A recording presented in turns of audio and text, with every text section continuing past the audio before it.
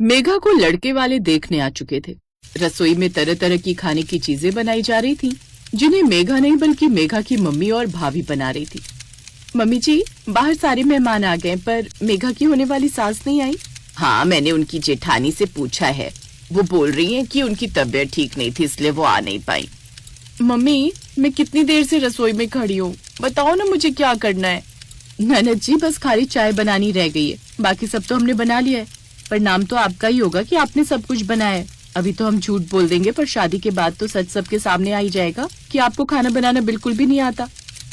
बरखा, क्या ये सही समय इस तरह की बातें करने का? ये सब बातें छोड़ो और मेघा की चाय बनाने में मदद करो। मेघा ने जैसे तैसे करके चाय बनाई और मेहमानों के सामने लेकर गई। सबसे पहले सवाल ताई ने यही किया, खाना वगैरह बनाना जानती हो? मैंने? बहन जी, चाय ठंडी हो जाएगी, लीजिए ना।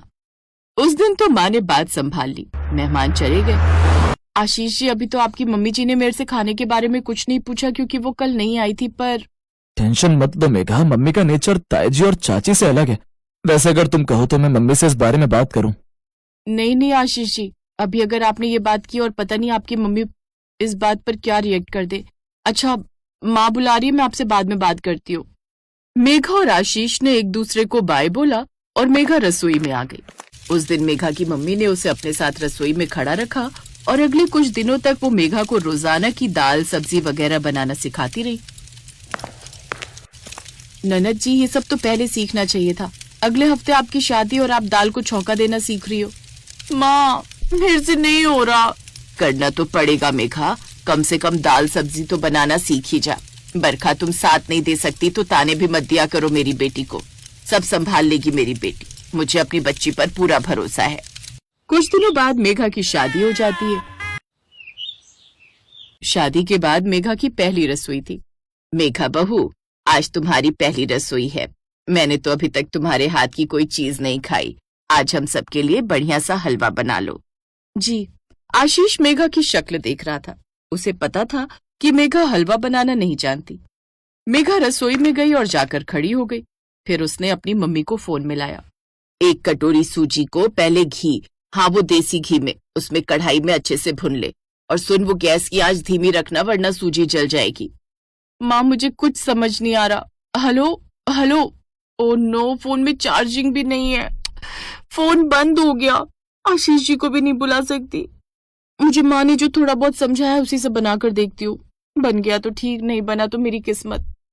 मेघा ने देसी घी लिया और उसमें सूजी डाल दी। गैस की आंच धीमी करना मेघा भूल गई और सारी सूजी जल गई। जैसे तैसे करके मेघा जला हुआ हलवा सबके लिए लेकर आई। ताई, चाची और उनकी बहुओं ने तो बातें बनानी शुरू कर दी। संतोष, जब हम इसके घर गए थे तो मेघा ने बहुत अच्छा खाना बनाया था। बताओ तो, जला हुआ हलवा खाना पड़ेगा। मम्मी जी, आप तो हमें कहते थे कि हमें कुछ बनाना नहीं आता, फिर भी हमने पहली रसोई में बढ़िया हलवा बनाया था। मेघा ने तो पहली रसोई में जला हुआ हलवा बना दिया। अब आप इस पर क्या टिप्पणी दोगी? सही कह रही हो बहू, ये बात तो हम भी मानेंगे कि हमारी बहुएं अच्छी आई हैं, हर काम में निपुण।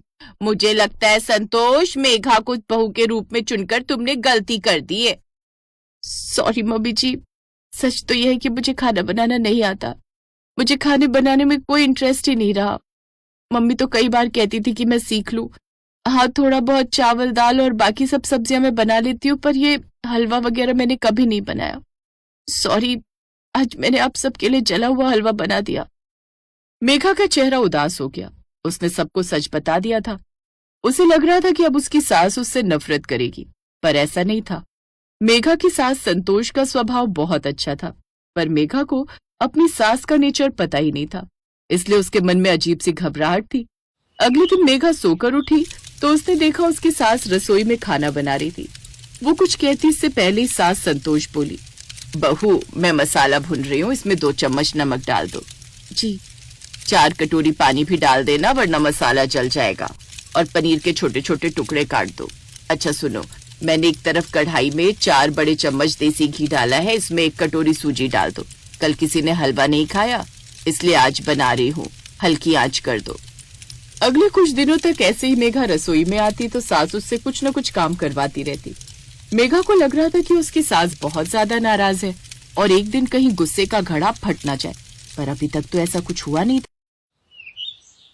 कौन कौन आ रहा है भाभी? उस हिसाब से मैं और आकाश जाकर बाजार से खाने का सामान ले आएंगे। कुल गुरुजी ने कहा है उनके साथ कम से कम 20 से 25 लोग आएंगे। बाजार का भी कुछ मंगवाने के लिए मना किया है। खासकर उन्होंने यही बोला है कि वो आशीष और नई बहू को आशीर्वाद देने आ रहे हैं, तो उनके लिए 5 पकवान नई बहू के हाथों के बने होने चाहिए। पर मेघा को तो कुछ भी बनाना नहीं आता, तभी तो कह रही थी कोई ऐसी बहू लाओ जिसे खाना बनाना आता हो, जैसी हमारी बहुएं हैं। मेघा 5 पकवान बना लेगी भाभी। कैसे बनाएगी भाभी, जब सीखा ही नहीं है? जहाँ तक हमें पता है आशीष की शादी के बाद भी आप ही रसोई में खाना बना रही हो, मेघा तो बस पास में खड़ी हो जाती है। अब जो कुछ भी है मेघा को ही खाना बनाना है, चाहे जैसा भी बनाए। मेघा रसोई में गई, तभी उसकी सास उसके पास आई। मेघा बहू, घबराओ नहीं। तुम्हें पता है मैं पिछले 5 दिन से घर में तरह तरह के पकवान क्यों बना रही थी? क्योंकि मैं चाहती थी कि तुम मुझे पकवान बनाते हुए देखो। जहां तक मैं जानती हूँ तुम 5 तरह के पकवान बना लोगी और मुझे तुम पर पूरा भरोसा है। अब तुमने पिछले कुछ दिनों में मुझे खाने में जो जो चीज बनाते हुए देखा है, आज तुम अपने हाथों से वही पकवान बनाओ। अच्छा, मैं बाहर जाऊं, वरना जेठानी जी बोलेंगी कि खाना मैं बना रही हूँ, लेकिन मैं ऐसा नहीं चाहती हूँ। आज के 5 पकवान बनाने का श्रेय मेरी बहू को जाए। सास की बात सुनकर मेघा के चेहरे पर घबराहट की जगह हल्की सी मुस्कान आ गई। उसे याद आया कि माँ जी ने पिछले दिनों जानबूझकर पकवान बनाते समय हर सामग्री और हर स्टेप ऊंची आवाज में बताया था। उस समय तो उसे समझ नहीं आया, लेकिन अब उसे एहसास हुआ कि माँ जी उसे चुपचाप सिखा रही थी। मेघा ने गहरी सांस ली और खुद से कहा, अगर माँ जी को मुझ पर भरोसा है तो मुझे भी खुद पर भरोसा करना होगा। मेघा ने तय किया कि वो वही पकवान बनाएगी जो माँ जी ने हाल में सिखाए थे, और जो बिना प्याज लहसुन के हो, ताकि कुलगुरु जी और बाकी मेहमानों को भाए। उसे माँ जी की बातें याद थी। छोले पकते ही रसोई में हल्की सी तीखी महक फैल गई। मेघा ने छोले तैयार किए, फिर मटर पनीर बनाया, उसके बाद मिक्स वेज बनाई। करीब 3 घंटे की मेहनत के बाद मेघा के 5 पकवान, छोले, पूरी, मटर पनीर, मिक्स वेज और हलवा तैयार थे। सभी मेहमानों ने भोजन की बहुत प्रशंसा की। बहू, भोजन बहुत स्वादिष्ट बनाया है। जीती रहो, सदा खुश रहो। कुलगुरु जी, मुझे आपको कुछ बताना है। आज मैंने जो ये पकवान बनाए हैं सब सासू माँ जी ने सिखाए हैं, इसलिए प्रशंसा की पहली पात्र वही है। मेघा सबके सामने अपनी सास की प्रशंसा करती है। ये देखकर कुलगुरु और बाकी सब मेहमान मेघा की प्रशंसा करते हुए विदा होते हैं। उस दिन मेघा और उसकी सास के बीच एक प्यार और अपनेपन का एक नया रिश्ता जुड़ जाता है, जिसने ताई और चाची के मुंह पर चुप्पी लगा दी थी।